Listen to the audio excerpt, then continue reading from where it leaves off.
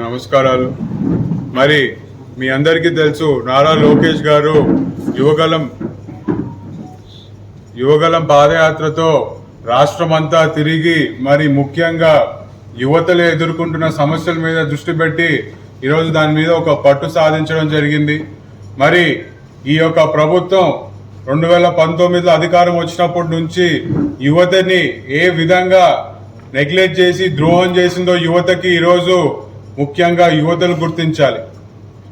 మరి ఎన్నికల ముందు 2,35,000 ఉద్యోగాలు మొదటి సంవత్సరంలోనే భర్తీ చేస్తా అన్న జగన్మోహన్ రెడ్డి గారు ఇప్పటి వరకు ఒక్క జాబ్ క్యాలెండర్ కూడా రిలీజ్ చేయలేని పరిస్థితిలో ఈరోజు ఈ ప్రభుత్వం ఉంది. మరి అదేవిధంగా ఈరోజు మనం చూస్తున్నాం, యువత వరుసలు పక్క రాష్ట్రాలకి ఎలా పోతున్నాయో. ఇక్కడ ఒక మంచి చదువుకోవడానికి ఒక అవకాశాలు లేవు, ఉద్యోగాలు వచ్చే అవకాశాలు లేవు. మరి ఎన్నో స్కీమ్స్ ఈరోజు తెలుగుదేశం పార్టీ అధికారంలో ఉన్నప్పుడు ఒక విదేశీ విద్య అయితేనేమి, బెస్ట్ అవైలబుల్ స్కూల్ అయితేనేమి, మరి అదే విధంగా ఫీజు రియంబర్స్మెంట్ అనే ఒక గొప్ప స్కీమ్ ని ఆ రోజు చంద్రబాబు నాయుడు గారు లాంచ్ చేయడం జరిగింది. మరి విదేశీ విద్యతో ఎంతో మంది పేద విద్యార్థులు విదేశాలకు వెళ్లి చదువుకోవాలని వాళ్ళ కళ నిర్వర్తించేలాగా వాళ్ళకి సహకారం అందించింది ఆ రోజు తెలుగుదేశం పార్టీ ప్రభుత్వం.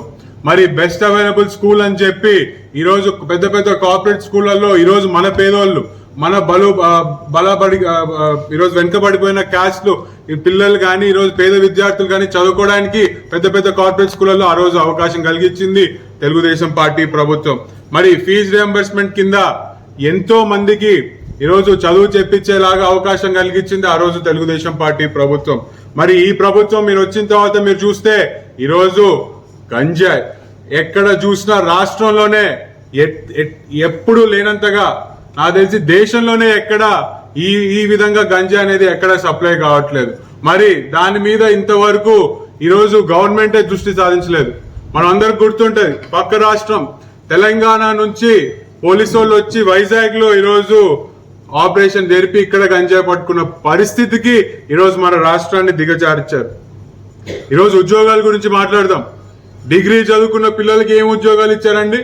వైన్ షాప్లలో మందు అమ్మిస్తున్నారు వాళ్ళతో. నిజంగా ఇది ఒక ఉద్యోగాలు అవి? డిగ్రీ చదువుకున్న పిల్లలకి 5,000 రూపాయల వాలంటరీ ఉద్యోగమా? ఇవా ఈ ప్రభుత్వం ఉద్యోగాలు కలిగించడం అంటే? ఈరోజు యువతని ఎన్నికల ముందు వాడుకుంది జగన్మోహన్ రెడ్డి ప్రభుత్వం. ఈరోజు వైఎస్ఆర్సీపీ వెనుకల ఎంతో మంది యువత నడిచినారు. ఈరోజు జగన్మోహన్ రెడ్డి మాకు ఒక ఛాన్స్ ఇవ్వాలని అడిగితే నిజంగా యువత వాళ్ళకి ఏదో చేస్తారని చెప్పి నమ్మి ఈరోజు వాళ్ళకు ఓటేస్తే ఈరోజు యువతని ఎంత నెగ్లెక్ట్ చేస్తారో మనం చూస్తున్నాం. మరి ఈ ప్రభుత్వం వచ్చిన తర్వాత 2,000 మంది గ్రాడ్యుయేట్స్ ఉద్యోగ అవకాశాలు లేక ఆత్మహత్య చేసుకోవడం జరిగింది.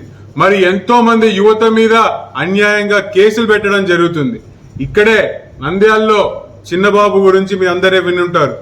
ఈరోజు ఎవరో వైసీపీ కార్యకర్తలు చేసిన దొంగతనాన్ని ఈరోజు ఒక దళిత యువకుడి మీద నెట్టడానికి ఈరోజు పోలీసు వాళ్ళు రోజు చిత్రహింసలు పెట్టి ఆ అబ్బాయిని కొట్టి చేయని తప్పును చేయని నేరాన్ని ఒప్పుకోమని చెప్పి ఒత్తిడి పెడితే ఆ ఒక చిన్నబాబు అని చెప్పి ఒక యువకుడు వీడియో తీసి నాకు సంబంధం లేని విషయాన్ని నా మీద రుద్దడానికి ప్రయత్నిస్తున్నారు, ఖచ్చితంగా దీన్ని నేను ఒప్పుకోనని చెప్పి వీడియో తీసి ఈరోజు ట్రైన్ కింద పడి ఆత్మహత్య చేసుకున్న పరిస్థితి. మరి ఆత్మహత్య చేసుకుంటే ఈరోజు పోలీసు వాళ్ళు రాసిన ఎఫ్ఐఆర్ రిపోర్ట్ ఏంటి? గంజాయి కొట్టి మతి స్థమించి ఆయన ట్రైన్ కింద పడినాడని చెప్పి ఈరోజు పోలీసు వాళ్ళు రిపోర్ట్ రాస్తారు. మరి అదే గంజాయి నంద్యాలలో ఎలా సప్లై అవుతుందని ఎందుకు పోలీసు వాళ్ళు దాని మీద దృష్టి పెట్టలేకపోతున్నారు? ఈరోజు గంజాయి కొట్టి ఒక యువకుడు నిజంగా ఆత్మహత్య చేసుకోయింటే పోలీసు వాళ్ళు ఏమైనా గార్తలు కాస్తున్నారా? కానీ నేను దీనిని పోలీసు వాళ్ళని కూడా ఈరోజు తప్పు పట్టడానికి లేదు. పోలీసు వాళ్ళు ఎలా పనిచేస్తారు? పైన నుంచి వచ్చే ఇన్స్ట్రక్షన్స్ వస్తే ఈరోజు పోలీసు వాళ్ళు పనిచేసే పరిస్థితిలో ఈరోజు డిపార్ట్మెంట్ ఉంది. మరి ఆ పైన అధికారులు కానీ, ఎమ్మెల్యేలు కానీ, మంత్రులు కానీ ఎందుకు ఈ రోజు వరకు కూడా గంజాయి మీద దృష్టి సాధించిన పరిస్థితి లేదు. కాబట్టి ఈరోజు ఇంకో విధంగా యువతని పేదరికాన్ని వైపు నెట్టబడుతుంది ఈ ప్రభుత్వంలో. ఉద్యోగాలు లేవు, ఈరోజు చదువుకోవడానికి అవకాశాలు లేవు, విదేశాలు పోయి పెద్ద చదువుకోవడానికి పై చదువుకి పోయి అక్కడ చదువుకునే అవకాశాలు లేవు. ఈరోజు ప్రభుత్వం ఇచ్చే 1,000-2,000 మీద ఆధారపడే విధంగా ఈరోజు యువత డిపెండ్ అయి ఉన్నారంటే రేపొద్దున ప్రభుత్వం దివానా తీసి వీళ్ళకి 2,000 రూపాయలు ఇవ్వకపోతే ఈ యువత రోడ్డు మీద పడతారు. ఆ యువతను నమ్ముకున్న వాళ్ళ ఇంట్లో వాళ్ళు రోడ్డు మీద పడతారు. ఆ యువకుడు భవిష్యత్తు కూడా రోడ్డు మీద పడే పరిస్థితిలో ఈరోజు యువకులు ఉన్నారు. కానీ ఎవరు ఎక్కడ అధైర్యపడాల్సిన అవసరం లేదు. ఈరోజు మళ్ళీ మన ముఖ్యమంత్రి కాబోయే ముఖ్యమంత్రి నారా చంద్రబాబు నాయుడు గారు 2024లో ప్రభుత్వం ఫామ్ చేసిన తర్వాత యువకులకి సపరేట్ గా స్కీమ్స్ ఈరోజు అనౌన్స్ చేయడం జరిగింది. మరి మీరందరికీ తెలుసు, నారా లోకేష్ గారు ఏదైతే యువగలం పాదయాత్ర చేపట్టాడో దాంట్లో ఎన్నో సమస్యలు ఆయన గమనించడం జరిగింది. గమనించి ఆ సమస్యల్ని ఎలా పరిష్కరించాలని చెప్పి ఈరోజు యువగలం అని చెప్పి ఒక స్కీమ్ వదలడం జరిగింది. ఈ యువగలం ఏంటి అంటే ఈరోజు 20 లక్షల ఉద్యోగాలు 20 లక్షల ఉద్యోగాలు మళ్ళీ మన ప్రభుత్వం వస్తే యువకులకి కల్పించే బాధ్యత నారా లోకేష్ గారు తీసుకున్నారు. మరి అదే విధంగా 3,000 రూపాయలు ప్రతి నెల ప్రతి నిరుద్యోగికి ఈరోజు వచ్చే పరిస్థితిలో మనము ప్రామిస్ చేస్తున్నాం. ఎందుకంటే ఈ 3,000 తీసుకోవడం వాళ్ళ కాళ్ళ మీద వాళ్ళు నిలబడడానికి, వాళ్ళకంటూ ఏమైనా స్కిల్ ఇంట్రెస్ట్ ఉంటే ఆ స్కిల్ డెవలప్ చేసుకోవడానికి ఆ 3,000 రూపాయలు కూడా పనికి వస్తుంది. మరి అదే విధంగా ఈరోజు మన పక్క రాష్ట్రంలో చూస్తున్నాం. ఈరోజు టీ వర్క్స్ అని, టీ హబ్ అని చెప్పి ఎన్నో రకాలుగా ఈజ్ ఆఫ్ బిజినెస్ క్రియేట్ చేస్తున్నారు, ఈజ్ ఆఫ్ స్టార్ట్అప్స్ క్రియేట్ చేస్తున్నారు. అంటే డిగ్రీ చదువుకొని బిజినెస్ చదువుకున్న పిల్లలకి వాళ్ళ కాళ్ళ మీద వాళ్ళు నిలబడి వ్యాపారం చేయాలన్నా, కొత్త ఐడియాలతో ఏమైనా వ్యాపారాలు చేయాలన్నా ఈజ్ ఆఫ్ బిజినెస్ కింద ఖచ్చితంగా తెలుగుదేశం పార్టీ వాళ్ళకి అండగా ఉండే పరిస్థితి మనం తీసుకొని వస్తాం. మరి ఈ యువకులకి జరిగే అన్యాయంని ప్రతి ఒక్క ఫస్ట్ టైం ఓటర్స్ మనం అందరం గమనిస్తున్నాం.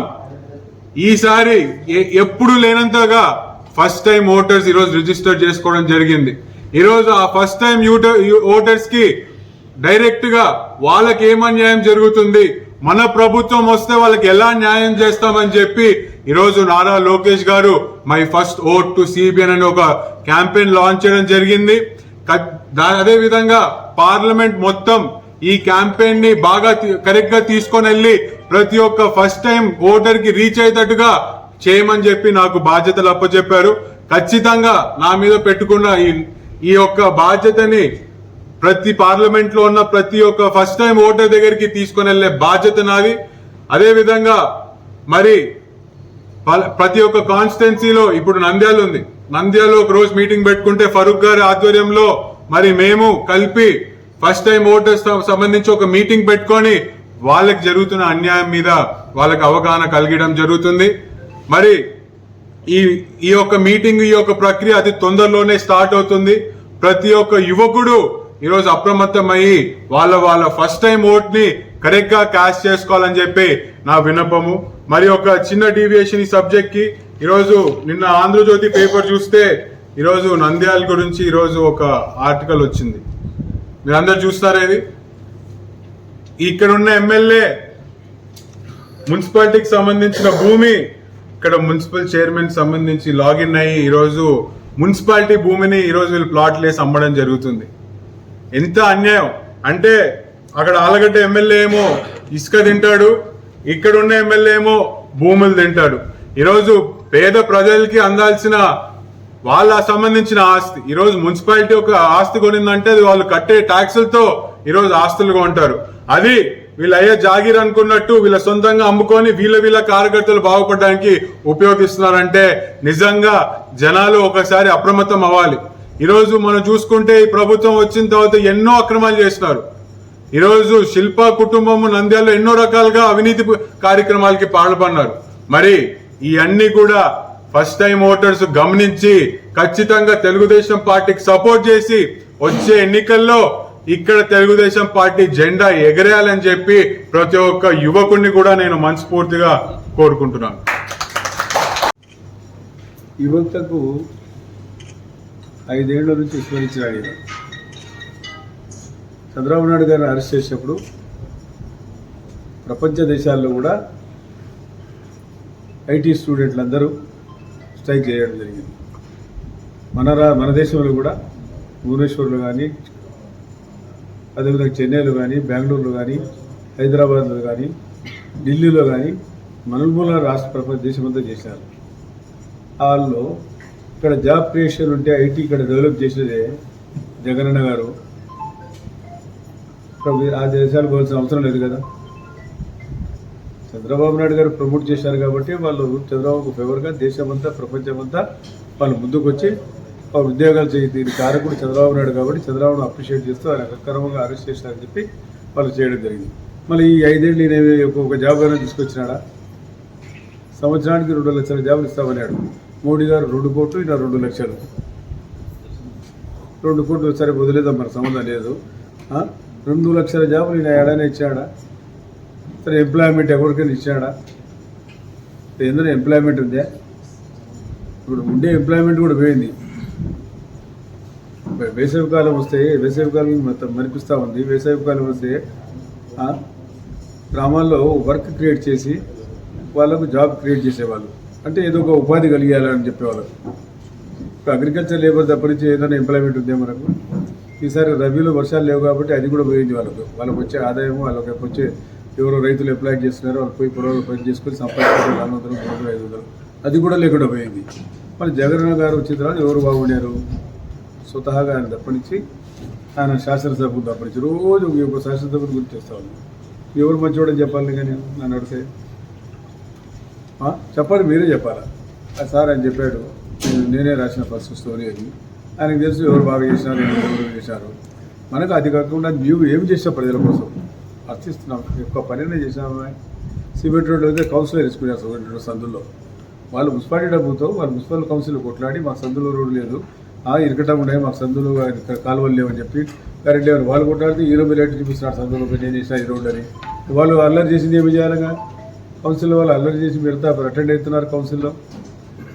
మాకు రోడ్లు లేవా, మాకు నీళ్లు లేవా, 3 రోజులకు ఒకసారి వస్తున్నాయి నీళ్ళు అని చెప్పి వాళ్ళు డబ్బు దిబ్బ కొట్టుకుంటే వాళ్ళు సొంతంగా ట్యాంకర్లు పెట్టుకుంటే వాళ్ళు ట్యాంకర్లు కూడా తీసుకొని అక్కడ తెలంగాణ దేవనగర్ కానీ మన వాళ్ళు సొంతంగా ట్యాంకర్ పెట్టుకుంటే వాళ్ళు కూడా అపోజ్ చేస్తారు, మీరు తోలకూడదని చెప్పి.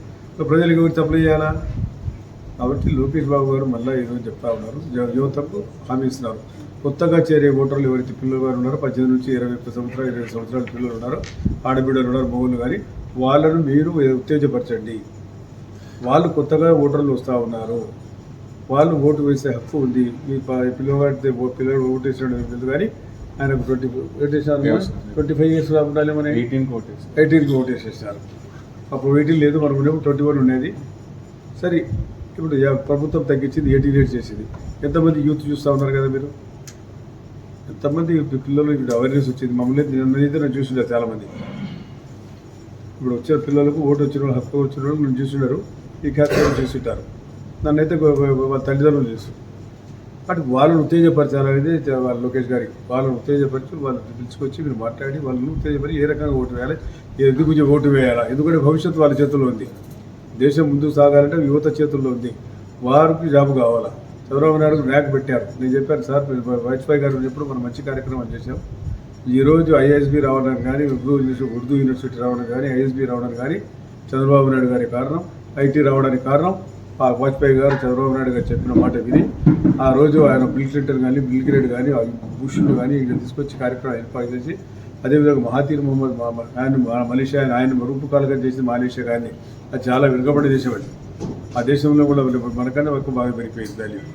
వాళ్ళని పిలుచుకొచ్చి వాళ్ళ ఐడియాస్ తీసుకొని ఈరోజు డెవలప్ చేశా అంటే వాళ్ళకి కావాల్సిన వసతులు ఏర్పాటు చేశాడు ఆయన. వాళ్ళకి ఏం కావాలా? పీస్ఫుల్ కావాలా ఫస్ట్. మన కేంద్రమే లేదు, అది ఏది క్యాపిటల్ చెప్పాలా? జగనే చెప్పాలి. 3 క్యాపిటల్, ఏది మంది క్యాపిటల్ ఫర్ అసోట ఉందంటే ఎవడన్నా వస్తాడు. హైదరాబాద్ క్యాపిటల్ కాబట్టి వాళ్ళకి ఎయిర్పోర్ట్ కావాలా, ఇంటర్నేషనల్ ఎయిర్పోర్ట్ కావాలా, ప్రొవైడ్ చేసి 5,000 ఎకరాలు తీసుకుని వాళ్ళు ఈజీగా పోవడానికి రోడ్డు నిర్మించాలా. రోడ్లు శాంక్షన్ చేసి రోడ్డు కూడా వేసా. ఓఆర్ఆర్ చూసారు కదా మీరు, మీకు చూసారు లేదు? వాళ్ళు పివి నరసింహారావు రోడ్డు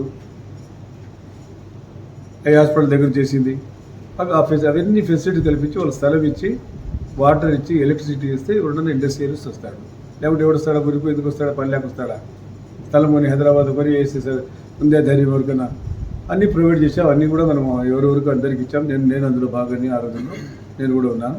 మళ్ళీ ఎవరెవరు కావాలో వాళ్ళందరికీ ఇచ్చాము. బిల్డింగ్లు కట్టి అవి కట్టి గవర్నమెంటే కట్టి వాళ్ళు లీజ్కి ఇచ్చింది. కొంతమంది సామర్థ్యం ఉండే వాళ్ళంతా కట్టుకున్నారు, లీజ్కి ఇచ్చాము. మళ్ళీ ఎంతమంది ఈరోజు ఎంతమంది స్టూడెంట్స్ ఉన్నారంటే 10 లక్షల మంది స్టూడెంట్స్ ఉన్నారంటే ఎన్ని రకాల వ్యాపారాలు వచ్చాయి, ఎంతమంది ఉద్యోగం గడుపుతారు, ఎంతమంది జనాభా పెరిగిపోయింది. నేను ఫైల్స్ చూడాలంటే మియాపూర్ పోయి వాటర్ వర్క్స్లో ఆయన జగ్గారెడ్డి చైర్మన్ ఉండే, ఆడ పోయి చూస్తావు, ఫైల్ చూస్తూ ఉంటాయి ఏమంటే ఎవరు పీస్ఫుల్గా ఉంటుంది, ఎవరు దిక్కు దేశం ఉంటారు. అప్పుడు ఆడిపోయే పరిస్థితి ఉందే. పటాన్ చెరువు దాటిపోయి సదాశివపేట వరకు హైదరాబాద్ పోయింది. కారణం ఏమి? ఐటీ వచ్చింది కాబట్టి. అదే ఐటీ ఇక్కడ వచ్చింటే గుంటూరు విజయవాడ కలిసిపోయేది కదా, ఎంతమంది పిల్లలకు ఉపాధి కలిగేది. అమెరికా పోవాల్సిన అవసరం ఏముంది, చెన్నై పోవాల్సిన అవసరం ఏముంది, బెంగళూరు పోవాల్సిన అవసరం ఉంది. మన రాష్ట్రంలోనే మనం ఉండొచ్చు. ఇలా 50,000 మందికి పేపర్ చూసిన 50,000 మందికి గ్రీన్ కార్డు ఇచ్చినారు. అందులో ఆంధ్ర వాళ్ళు దాదాపుగా 20% ఉన్నారు మన పిల్లలే. అలా గర్వించాలి కదా. అన్ని టీవీలు మన సరిపోని దేశం పాకిస్తాన్ టీవీలో కూడా అప్రిషియేట్ చేశారు. అది ఒకసారి ఆయన పైల్వాన్ విన్నాడు, కావాలంటే పంపిస్తా. వాళ్ళు కూడా అప్రిషియేట్ చేశారు చంద్రబాబు. నన్ను ఆశ్చర్యం లేదండి. అంటే ఆ రకంగా చేస్తేనే కదా ఎవడన్నా. ఇప్పుడు లోకేష్ గారు వచ్చిన తర్వాత ఈ కార్యక్రమాలు చేస్తామని చెప్పడం జరిగింది, యువతను ప్రోత్సహించడం. ఈరోజు యువగలంలో మన ముఖ్య కార్యకర్తగా జిల్లాలో ఈ కార్యక్రమాలు చేయాలని చెప్పి మరి లోకేష్ బాబు గారు మన విఖ్యాతులను పెట్టడం జరిగింది. మరి చేయాలి, యువత ముందుకు రావాలా, చేయాలా. చేస్తేనే ఏదైనా సాధ్యం కదా. అది ఒక పని తగిలించుకుంటే దానికి ఒక కార్యక్రమం ఉండాలి. అది లేకపోతే మనం రాజకీయాల్లో ముందుకు రాలేము. అది ఆలోచన ఉండాలి 24 గంటలు. కాబట్టి ఈరోజు ఈ మంచి యువజనం కార్యక్రమం ప్రమాణంగా జరుగుతూ ఉండారా. మనకైతే వచ్చిపోయినారు కాబట్టి మనం మన కార్యక్రమాలకు ఎట్లా వస్తారు ఆ మీటింగ్ సమావేశాలు పెట్టి అవి పెట్టి చేయడం జరుగుతూ ఉంది అని చెప్పి ముఖ్యంగా తెలియజేస్తాను.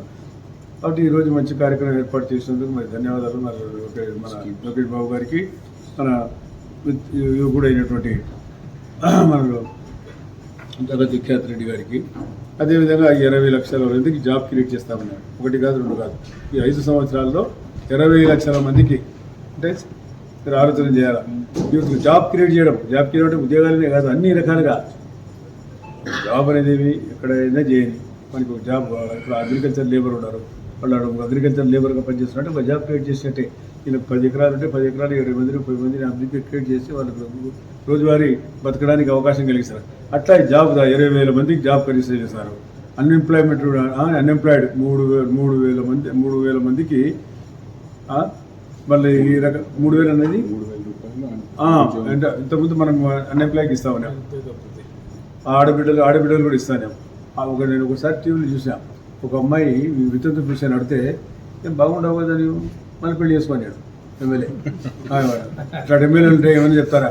ఆడబిడ్డకు అమ్మని చెప్తాడేమే నువ్వు బాగుండవు కదా మళ్ళీ పెళ్లి చేసుకుంటాడు. నేను సజెషన్ అది ఎంత మూర్ఖుడని చెప్పాలి, పేరు చెప్పకూడదు, నేను చెప్పాను. అట్లాంటి ఎమ్మెల్యేలు ఉన్నారా? నేను చెప్పను, నువ్వు చెప్పలే కాబట్టి. ఇందాక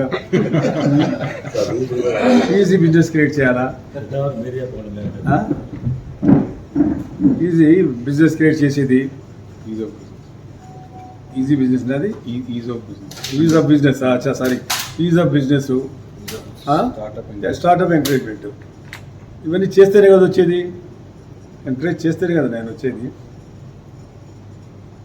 ఇట్లాంటి కార్యక్రమాలను చేయాలా, చేస్తేనే మనం రేపు సక్సెస్ అవుతాం. ఈ పార్టీ నిలబడుతుంది, మన పార్టీ. అందుకే ఆ పార్టీ సర్వనాశనం అయిపోయింది. ఆయనంతా కానీ సూసైడ్ ఇస్తున్నాడు, ప్రశ్నాశనం నష్టమైంది. ఇంకా నోటిఫికేషన్ వస్తే ఎవడు కూడా మిగలడు. ఇప్పుడు మన ఏ పరిస్థితి ఉందో నాకైతే ఎందుకు కానీ చాలా దుర్మార్గంగా ఉంది. ఇంట్లో రాలేకపోతే ఇంట్లో నుంచి బయట దండం పెట్టి పోయిన కూడా ఉన్నారు కదా. బయట నిలబడి ఇంకోడు ఎమ్మెల్యే నన్ను గుర్తుపడతా లేదో ముఖ్యమంత్రి అయినాడు. శ్రీరామచంద్ర చెప్పినాడు, నాకేదో ఫోన్లో వచ్చింది, నేను ఎమ్మెల్సీ ఇచ్చినా అని చెప్పి నేను వచ్చి ప్రమాణ స్వీకారం ఇచ్చిన. ఆయన నన్ను పిలిచారు, ఎవరు నన్ను అడగలే అని. ఎట్లా ముఖ్యమంత్రి ఇట్లుంటే కనీసం నీ బొమ్మ పెట్టుకొని గెలిచిన కూడా నువ్వు కనీసం మర్యాద ఇవ్వకపోతే నువ్వేం ముఖ్యమంత్రివా? ఎందుకు ఉండాలి? ముఖ్యమంత్రికి ఉండాలా? కాబట్టి ఇటువంటి ముఖ్యమంత్రి అనర్హుడు అయిన ఉండడానికి వీలే లేదు. దీన్ని ప్రజలు గ్రహించాలా. ప్రజలు తరిమి కొడతారు. ఇంకా టైం వచ్చేసి దగ్గరికి ఇంకా 10 రోజులు పోతే మనకు నోటిఫికేషన్ వస్తుంది. నోటిఫికేషన్ తర్వాత మీరే చూస్తారు ఎట్లా ఏ రకంగా. మరి ఇప్పటికే చాలామంది చేరిపోతూ ఉన్నారు. మరీ యూత్ నేను ఆశ్చర్యపోతున్నా. నేను ఇప్పుడు గుర్తుపడడం లేదు పిల్లగారు చాలా మంది రోజు పిల్లలు. మరి ఈ రకంగా ఎవరు ఎన్ని చేసుకుని దానికి భయపడేది లేదు. గెలిచి తీరుతాం, గెలుస్తామనేది ఒక ధీమా మనకు అందరికీ ఉంది. తెలుగుదేశం పార్టీ అధికారం రావాల్సిన అవసరం ఉంది. ఎవరికి? ప్రజలకు అవసరం ఉంది. ప్రజా అవసరాలు తీర్చాలి. Employment, self employment. నేను మంత్రి ఉంటే మైనార్టీస్ కాదు, అందరికీ కూడా ఎంప్లాయ్మెంట్ వాళ్ళ కార్పొరేషన్ ద్వారా ఉండేది. ఎవరైనా కార్పొరేషన్ ఉందా? మైనార్టీ కార్పొరేషన్ అదే పనికి నేను క్రియేట్ చేశాను ఎన్టీ రామారావు అని చెప్పి. కర్ణాటక పోయి కర్ణాటకలో పెట్టారంటే బెంగళూరులో ఆ రోజులో ఆయన నజీర్ అహ్మద్ అని చెప్పి పాపం ఆయన ఉన్నాడు, ఆయన మినిస్టర్ ఫర్ పంచాయతీరాజ్. ఆయన దగ్గర పోయి కూర్చొని మేము చేసి హైదరాబాద్ అయిపోయాడు. ఇది సెల్ఫ్ ఎంప్లాయ్మెంట్, ఇది ఎట్లా ఎంప్లాయ్మెంట్ జనరేట్ చేస్తాడు ఏమి ఇవ్వకపోతే? ఏమనంటే అమ్మఒడికి వేసానంటాడు. నేను తర్వాత అసెంబ్లీ కూడా అడిగా, ఏంటి సార్ ఇది ఎంత మీరు హిజడాలని సపరేట్ పెట్టారు బడ్జెట్ అని, దీంట్లో అమ్మఒడి ఇది ఉంది కదా, ఏదైతే పెన్షన్ ఇస్తారు ఆ పెన్షన్లో నపుంసకులు కొని సపరేట్ రాసినాడు. ముస్లిం నపుంసకులు వీళ్ళకి ఇది చంద్రబాబు నాయుడు గారు కులం పెట్టా, వాళ్ళు ఎవరైతే ఉన్నారో పాపం అందరికి హిజడాలకు అందరికీ 10,000 ఇస్తానని చెప్పాడు ఆయన. ఈయనకు చీల్చినాడు ఆ ఫైనాన్స్ కార్పొరేషన్ నుంచి వారు కదా, మైనార్టీ నుంచి వేరే, బీసీ నుంచి వేరే, ఎస్సీ నుంచి వేరే, ఎస్టీ నుంచి వేరే, ఆ దాంట్లో ఆ కార్పొరేషన్ కలిపాయి డబ్బు కూడా. సో చంద్రబాబు నాయుడు గారు సంక్షేమ కార్యక్రమం సపరేట్గా వాళ్ళకి బడ్జెట్ కేటాయించి వాళ్ళకి ఇచ్చినారు. ఆ రకం కూడా కానీ మైనార్టీకి ఇచ్చిన బడ్జెట్ అంతా నువ్వు తిప్పేసి నేను అమ్మఒడికి ఈ ఒడికి దానికి ఆయన సంక్షేమ కార్యక్రమం ఇచ్చినాడే. సంక్షేమ కార్యక్రమం ఇవ్వ వదిలేటాడు ఎవడు? నేను వద్దంటాడమ్మా, అది ఇవ్వాల్సిందే పేద ప్రజలకు, కానీ అది ఇస్తూ నీ ఇది చేయాలి. మా బడ్జెట్ మాకు ఉండాలి. బడ్జెట్ ఏమో నీకు అధికారం ఏముంది అడగడానికి? బడ్జెట్ ద్వారానే కదా వచ్చేది మీకు.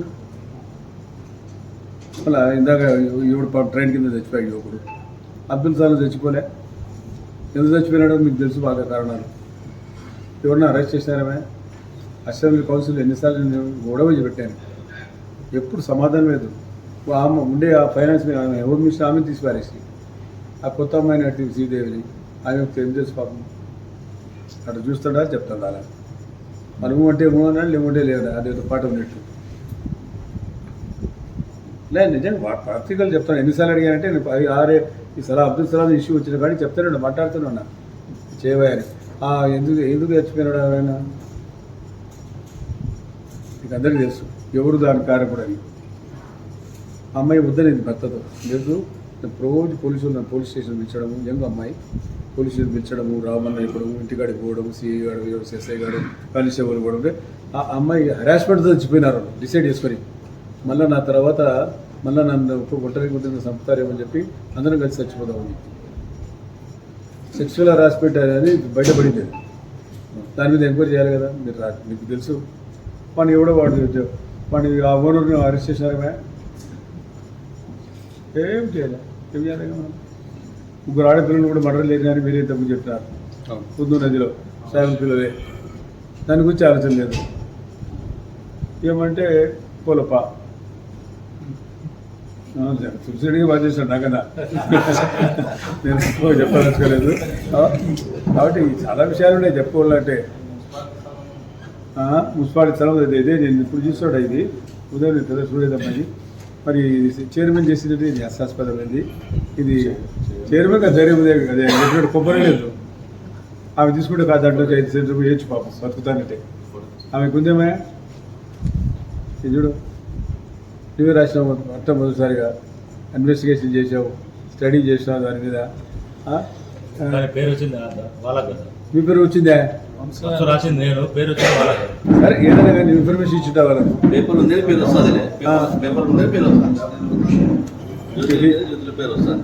మనం ఏం చేసామే, ఏడాది చేసాము ఇట్లా మార్కెట్ ఆడ కడితే వాళ్ళు తీసుకోవాలి పరమైన ఎట్లయితే వాళ్ళు 50 కోట్ల స్థలం అనుకుంటే మా పరిస్థితి ఎట్లయ్యా? తమ్ముడు ఇంకా సరే చెప్తారు కాబట్టి మనకి ఈరోజు ఈ కార్యక్రమం ఇక్కడ ఏర్పాటు చేసిన చాలా, ఎందుకంటే ఎలక్ట్రానిక్ మీడియా ఎక్కువ ఉంది కాబట్టి ప్రింట్ మీడియా తక్కువ ఉంది. ఎలక్ట్రానిక్ మీడియా చూపిస్తే ఒక 2 నిమిషం 6 నిమిషాలు చూపిస్తారు. ప్రెస్లో రావాల్సింది, ప్రెస్లో రాయాల్సింది కదా. కాబట్టి thank you very much for your coming. Meeting తొందరలోనే పెట్టండి. ఈ యువత మీటింగ్ కూడా ఏర్పాటు చేయాలా? రాజశేఖర్ గారికి ఆరోగ్యం బాగాలేదు, ఆయన రేపు వస్తే మాట్లాడి దాన్ని వీళ్ళు decide as early as possible. ఏమా రాష్ట్రం బాగుపడాలంటే యువతను మనం ఎంతో ఎంకరేజ్ చేయాల్సినటువంటి అవసరం నాయకులకు ఉంది.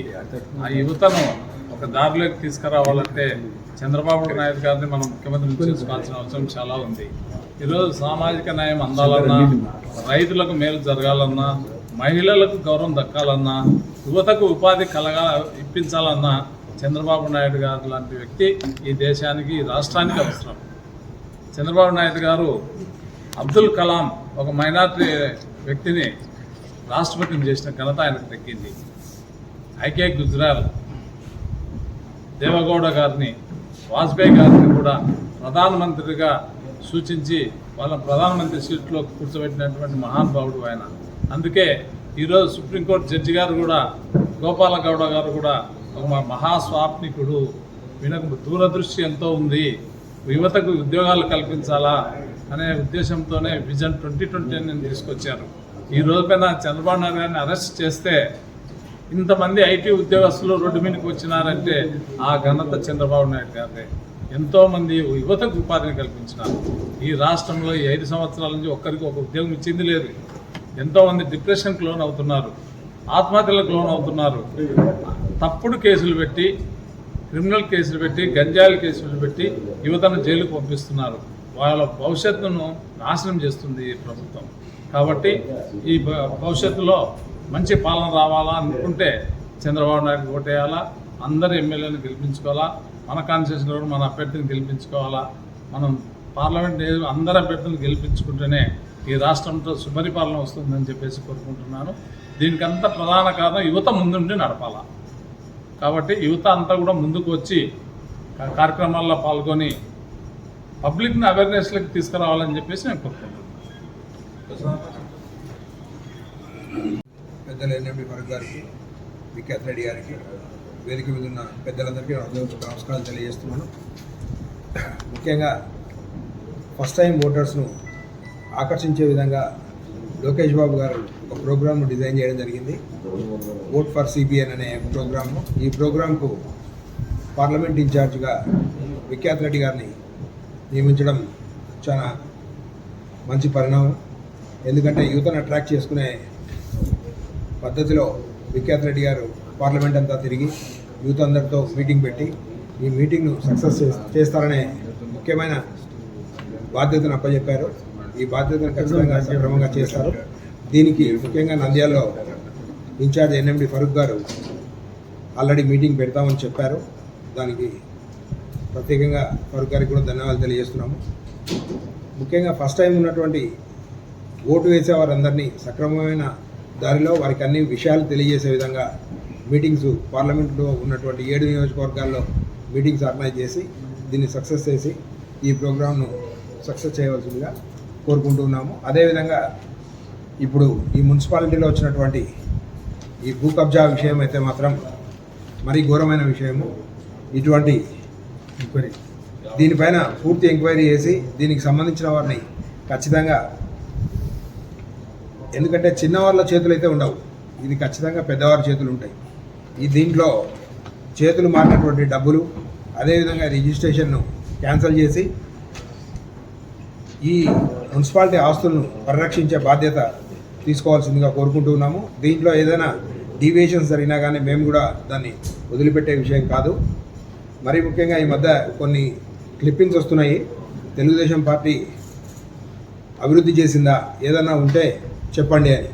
ఈరోజు 2005లో దానికన్నా ముందు చంద్రబాబు నాయుడు గారు డిఎఫ్ఐడి ఫండ్స్ తీసుకొని వచ్చి దాన్ని ఫరూక్ గారు మున్సిపాలిటీలో నంద్యాల మున్సిపాలిటీని ఇంక్లూడ్ చేయడం వల్లనే even Shilpa Mohan Reddy first time MLA అయినప్పుడు కూడా అదే ఫండ్సే ఖర్చు పెట్టి ఆ ఫండ్స్లోనే రోడ్లు వేశారు.